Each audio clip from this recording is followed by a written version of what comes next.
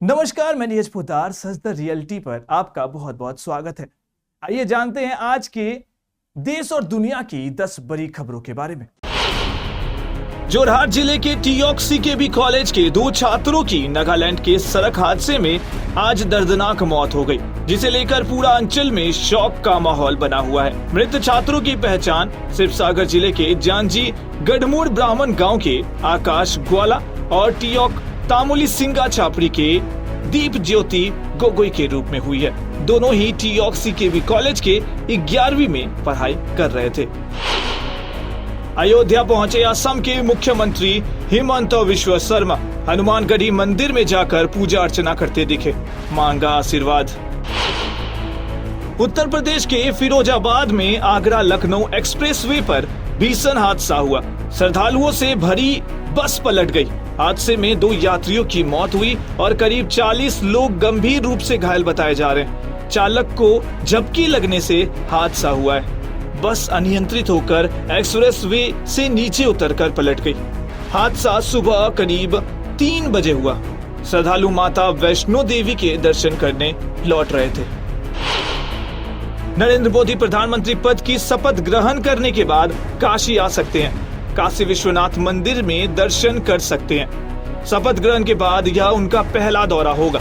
हालांकि दौरे की संभावित तिथि को लेकर संशय बरकरार है, लेकिन काशी में तैयारियां तेज हो गई है। वे काशी वासियों के प्रति आभार जताएंगे और गंगा आरती में भी शामिल हो सकते हैं। मथुरा वृंदावन बीकानेर रेस्टोरेंट में बड़ा हादसा हुआ।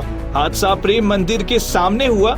हादसे में चाचा भतीजे सहित 3 लोगों की मौत हो गई। तीनों प्लम्बरिंग का कार्य करते थे। सेफ्टी टैंक में सफाई करने के लिए उतरे थे कि हादसे का शिकार हो गए। बिना सेफ्टी उपकरण के कार्य कर रहे थे। पुलिस ने शवों को कब्जे में लेकर पोस्टमार्टम के लिए भेज दिया है। नगर निगम के आला अधिकारी मौके पर जुटे हैं। वृंदावन थाना कोतवाली इलाके की घटना है।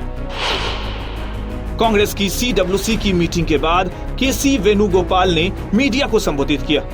इसमें उन्होंने बताया कि आज 5:30 बजे से CPP की मीटिंग है, जिसमें चेयरपर्सन चुना जाएगा। चेयरपर्सन ही कांग्रेस संसदीय दल का नेता चुनेंगे। नीतीश कुमार को प्रधानमंत्री पद ऑफर किए जाने की जानकारी हमारे पास नहीं है। शिवसेना शिंदे गुट के MP नरेश मस्के का कहना है कि उद्धव ठाकरे के सांसद एकनाथ शिंदे और नरेंद्र मोदी का समर्थन करेंगे। संजय राउत बार बार 2 साल से कह रहे हैं कि महाराष्ट्र की सरकार गिरेगी। मस्जिद मौलाना मौलवाइयों को आदेश दिया था, कहा था कि धर्म खतरे में है, इसलिए लोग बड़े समूह में वोट हमारे खिलाफ गए। मूल मतदाता ने शिवसेना को वोट नहीं दिया। उद्धव गुट के कुछ सांसद जो चुनकर आए हैं, उनमें डर है, इसलिए नाराज हैं। एकनाथ शिंदे और मोदी का समर्थन देना चाहते हैं। Indian air force chief air chief marshal VR Chaudhary ने जर्मनी की एक एयरबेस पर यूरोफाइटर विमान से उड़ान भरी। एयर चीफ मार्शल चौधरी आजकल जर्मनी के दौरे पर हैं। एयरफोर्स अथॉरिटी ने उनके ऑफिशियल टूर की कुछ तस्वीरें भी पोस्ट की हैं। एयरफोर्स ने एक बयान में बताया कि air chief marshal VR Chaudhary German वायु सेना के लिए commander lieutenant general Ingo Gerhartz के बुलावे पर वहां गए हैं। उन्होंने ILA 2024 का भी दौरा किया है।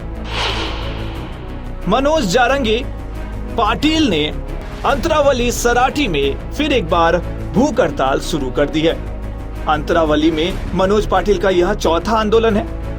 अनशन पर बैठने के बाद पाटिल ने कहा कि मुझे अनशन पर बैठने के लिए परमिशन सरकार ने नहीं दी। पाटिल ने आरोप लगाया कि सरकार आंदोलन को तोड़ना चाहती है। मैं इनसे कहना चाहता हूं कि हमें राजनीति नहीं करनी चाहिए। नीट के कई अभ्यर्थियों द्वारा अनियमितताओं और अंकों में बढ़ोतरी का आरोप लगाए जाने के कुछ दिन बाद इसके महानिर्देशक सुबोध कुमार ने शनिवार को दोहराया कि कोई पेपर लीक नहीं हुआ था। एक संवाददाता सम्मेलन को संबोधित करते हुए NTA प्रमुख ने यह भी कहा कि एजेंसी के अधिकारियों ने चीजों का विश्लेषण किया है और निष्कर्ष निकाला है। मामला सिर्फ 6 परीक्षा केंद्रों तक सीमित था। कुमार ने कहा, हमने सभी चीजों का पारदर्शी तरीके से विश्लेषण किया और नतीजे घोषित किए। उन्होंने कहा 4750 परीक्षा केंद्र में से समस्या 6 केंद्रों तक सीमित थी और 24 लाख उम्मीदवारों में से केवल 1600 उम्मीदवार प्रभावित हुए थे। पूरे देश में इस परीक्षा की अखंडता से समझौता नहीं किया गया था।